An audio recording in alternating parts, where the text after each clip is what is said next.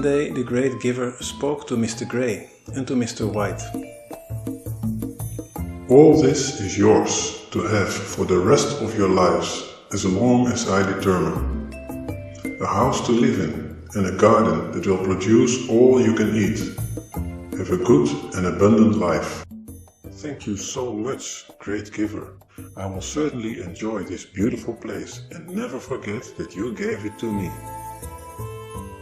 Thank you, great giver. It will be such a pleasure. Mr. White and Mr. Grey began to work in their gardens with great joy. And soon their gardens began to produce lots of fruit and vegetables. Here you are, Mr. Grey, a delicious orange for you. Well, thank you, Mr. White. How kind.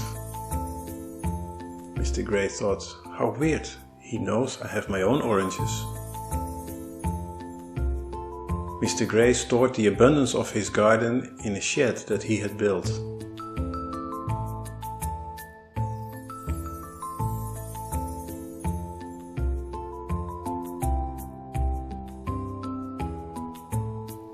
But Mr. White took the abundance of his garden every year.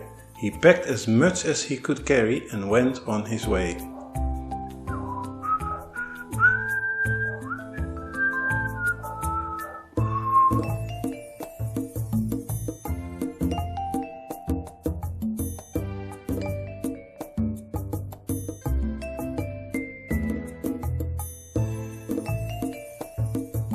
Where is he going with all that stuff?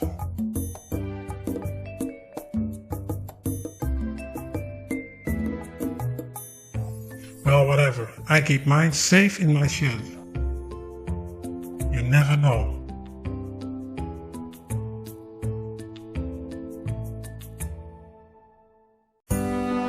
And sure enough, one winter was colder than any other, and it snowed more than ever before.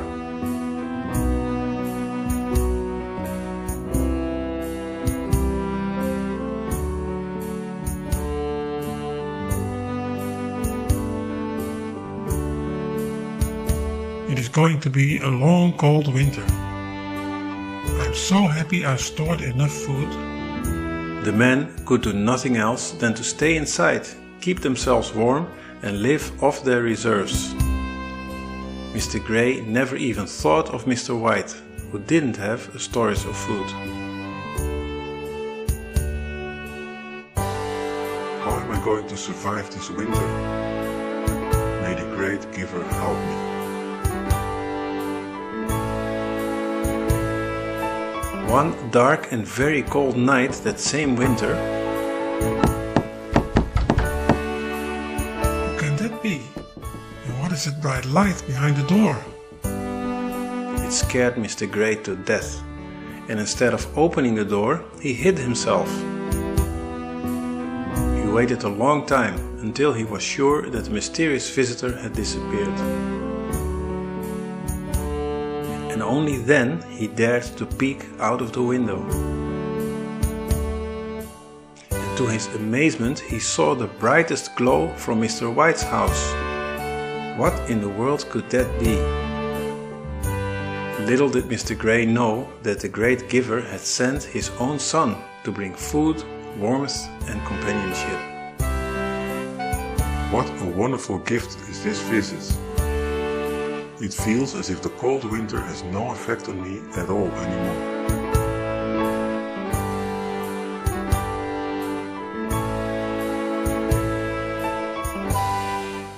But also that cold winter came to an end.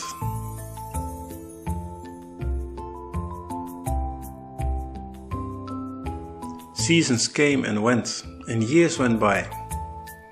Mr. White kept sharing from his fruit and vegetables with Mr. Grey, and every year he made his mysterious trek.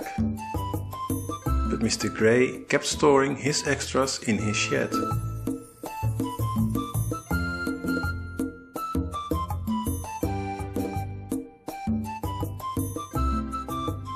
Until one day the great giver spoke to Mr. Grey and Mr. White.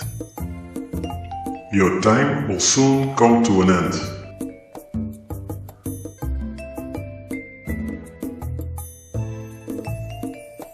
what on earth does that have to mean?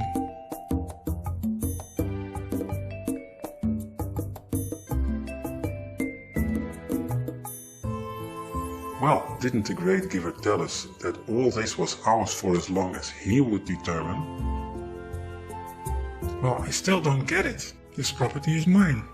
I worked hard all these years and I won't just give it up.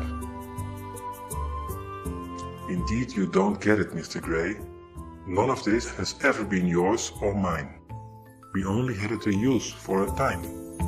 And that time is running out.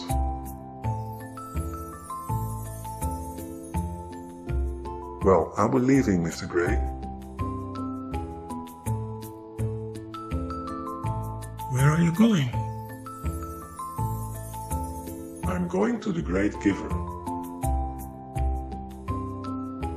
But do you know where he lives? Of course, I've been going there every year with my fruits. Are you not taking anything with you? No, everything I need and much more will be there. He just leaves everything behind. I might as well take his house and garden too. For a while Mr. Gray was fine, having 2 houses now. But one day, upon returning from a walk, everything was gone.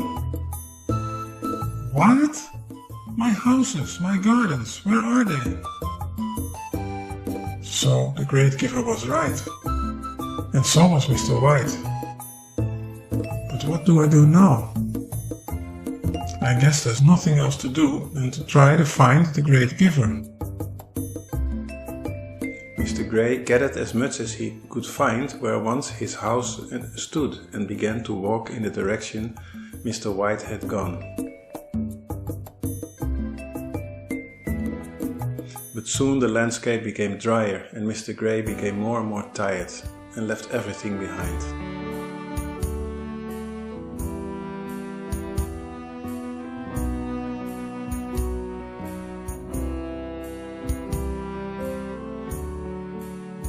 I should have gone with Mr. White when he went to the great giver. Not just now, but every year that he had gone. When he was almost ready to give up, thinking that he would never get there, he saw a bright light. He knew it just had to be there. The next morning he had reached the source of that bright light.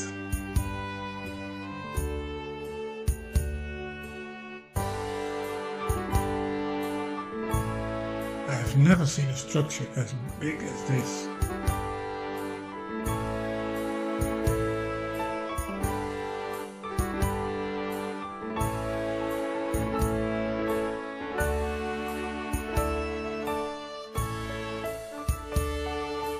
He knocked at the door, wondering if anyone could hear it. A loud voice was thundering. What is it that you want? That is the voice of the great giver. I came to the right place. I would like to come and live here, Mr. Giver.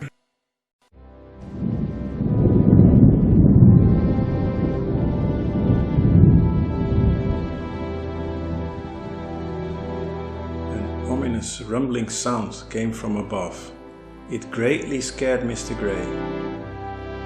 Mr. Gray, I gave you a whole life to live with all that you needed, and you never once shared with your neighbor. You never sought me. You even didn't let my son in when I sent him to you. Really, I don't know you. You have to find another place. It is true. I never cared except for myself. But where do I go now?